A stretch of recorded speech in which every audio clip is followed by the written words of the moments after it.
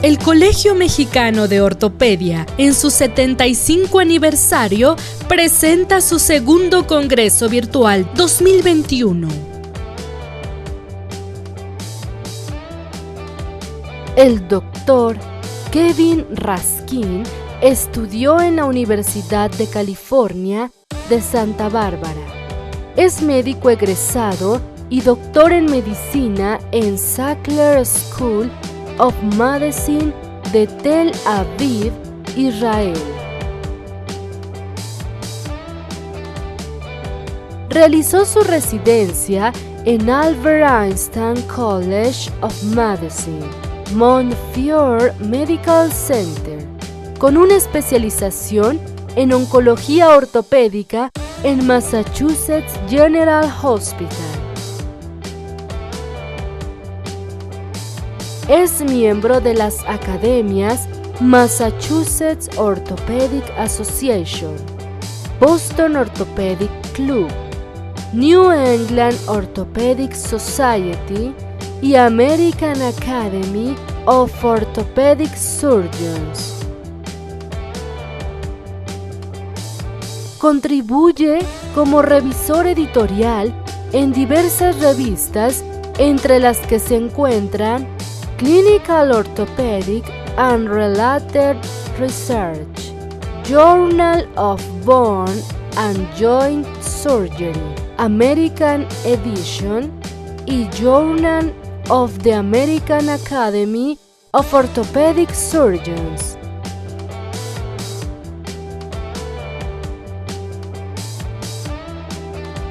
El doctor Raskin hablará sobre aflojamiento aséptico de prótesis tumorales. Hello again, everybody. I'm happy to provide you a talk on aseptic loosening of tumor prostheses. Those of us who do orthopedic oncology are often faced with many complications when using endoprosthetics. Usually, they're an infection or dislocation or a soft tissue problem or a fracture of the implant, but occasionally we see aseptic loosening of tumor prostheses, which can be a very complicated problem because we're looking and looking and looking for the source of the problem, but we almost never find it. So today I'll talk about some of the different theories or ideas behind why these implants loosen, and I'll show you some of my own cases that I've managed. So years ago, the Swedish registry wrote an article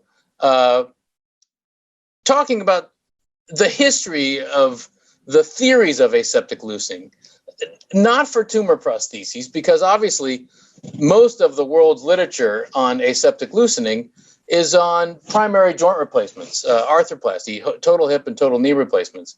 There's very little written about aseptic loosening in tumor prostheses, but we can see here at the bottom that over the years, starting almost 50 years ago, that we thought there was what's called cement disease, and then there was polyethylene wear particle debris and micromotion, and thoughts about endotoxins started to come about. So we've been battling this problem for about 50 years or more, since the beginning of arthroplasty. We still don't have it completely figured out, but we do have some things figured out.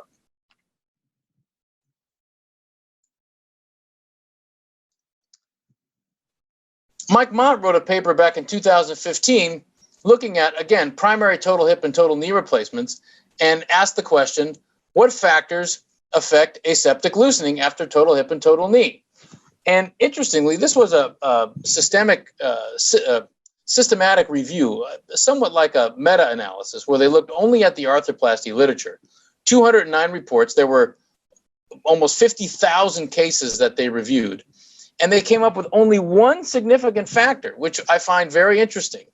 And that was specific to total hip arthroplasty. They found that high-level activity was the only factor associated with aseptic loosening. Plenty of joints failed because of septic loosening or dislocation or fracture, etc. But specific to aseptic loosening, and their criteria was fairly rigid, only high-level activity, the only factor was high-level activity.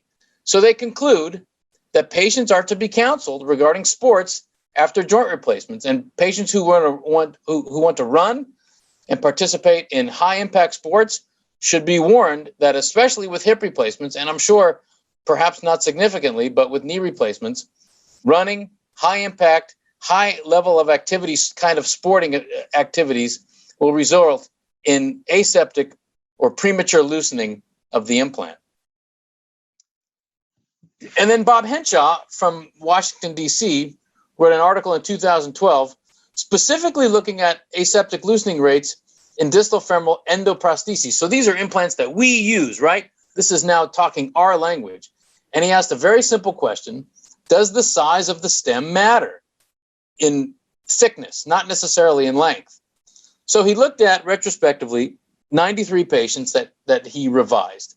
These were all distal femoral replacements for a variety of etiologies and histologies. Overall, quite impressive. Their implant survival rates were at 10 and 15 years, 94, almost 95%, and at 20 years, 86%. So their rates of aseptic loosening were extremely low. But they discovered that the bone-stem ratio predicted aseptic loosening, and that patients with stable implants had larger stem sizes and lower bone-stem ratios, meaning the more the stem size approaches the width or diameter of the bone, the more stable the construct. I have an example of this at the end of my talk, and I'll say that again. The lower the ratio means the stem is quite thick. It almost meets the entire width or diameter of the intramedullary canal. It does imply that perhaps the cement mantle is less than 2 millimeters. It could even be 1 millimeter. But Dr. Henshaw would say that this provides a more stable construct with 3-point fixation in the canal and less rates of aseptic loosening. Their rates were about 2.9%, which is quite impressive. This is another report out of Asia where they asked the effective length of femoral stem on aseptic loosening followed cemented distal femoral replacement. Again, they're postulating that longer stems in longer bones make for more stable constructs. So, for example, if you were to put in a 12 centimeter distal femoral stem rather than, for example, a 20 centimeter stem on a distal femoral replacement, they would argue that the longer stem is more stable. And it does make sense. And I've seen it in my own practice. Short stems versus long stems, I've seen long stems do better. Thin stems versus thick stems, I've seen thicker stems do better, as insofar as aseptic loosening goes. But what about endotoxin and bacteria? You know, a lot of us who treat aseptic loosening ask ourselves, how is it that this implant is not infected? And I have two cases that I'm going to show you where the patients were draining, they had abundant fluid around the implant, but their cultures were all completely negative. They never grew bacteria. We deemed it aseptic loosening or aseptic failure of the joint. But again, could there be a bacteria, or at least elements of the bacteria, like, for example, endotoxin, that contribute to aseptic loosening of orthopedic implants? This is a very interesting paper out of the Journal of Biomedical Materials, where they postulate that endotoxins contribute to aseptic loosening. We know that there's biofilms. It's probably impossible to have a joint without a small population of bacteria or a small biofilm on it. And they think endotoxins increase the bioactivity of titanium particles, which then stimulate osteoclasts. So in this little cartoon, we see little wear molecules, particles, stimulating through cytokines, rank ligand, for example, and ultimately maturing osteoclasts to then cause bone resorption and aseptic loosening. But is it really aseptic loosening? Because we're talking about endotoxin here. Endotoxin is not bacteria, but where does it come from? It must come from some bacteria. So what are then some of these causes? Well, could it be the quality of the polyethylene we use in some of our endoprosthetics. Activity, like the previous article with total hip and total knee replacements, or like the study out of Asia. Could it be the length of the resection or the length and thickness of the stem? There's many causes that are potentially at play here. So let's talk for a minute about polyethylene. Now let's talk about my generation. So I use the Stryker GMRS implant. And the polyethylene that's opened in the operating room is not the X3 polyethylene. X3 polyethylene is what is opened for a standard total knee replacement. For a distal femur replacement, this polyethylene is not the newest generation. It's, in fact, the first generation polyethylene. We don't know exactly why it's used in this respect, but we do know that the newer generation of polyethylene has a better wear profile, at least in primary total knee arthroplasty. Could it be that the newest polyethylene would not perform well in a rotating hinge like this? Could be. Maybe that's why they chose to use it. But we do know that the plastic used to this day in current use of distal femur replacements, the plastic is not current generation. Maybe that's a problem. Maybe we're seeing premature wear in these implants because the polyethylene is not of the newest generation. So here are some cases. We'll go through some of these and then I'll finish.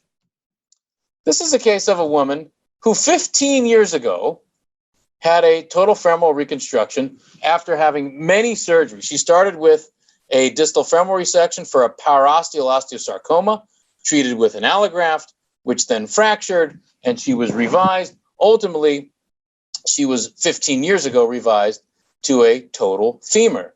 So what happened? Well, she was treated by Dr. Menken and Dr. Hornacek, and now she's treated by Dr. Raskin. So she calls the office, and her pants are soaked with drainage. And you can see the wet pants, and there's the area where the drainage is coming from. And this is what we saw in the operating room. We did not see pus, but we saw this almost like a creme brulee type material. And this was, in fact, sterile and consistent only with polyethylene wear debris. She never grew any bacteria. We tried. We cultured many, many times. I took 8 cultures. So I revised the plastic, and let's hope we get another 15 years out of it. But this is a case of what I would deem aseptic failure, not necessarily loosening, but aseptic failure of a joint. Here's another case. A woman with a distal femoral resection. She's probably another 10 or 12 years out, which makes me wonder, maybe at 10 or 12 years, we're starting to see this plastic begin to fail. So here she is. It's a little bit red. It looks like she wants to drain there a little bit. But again, at the time of surgery, we found no bacteria. So I revised her. We opened her up. We took the implants out and revised them.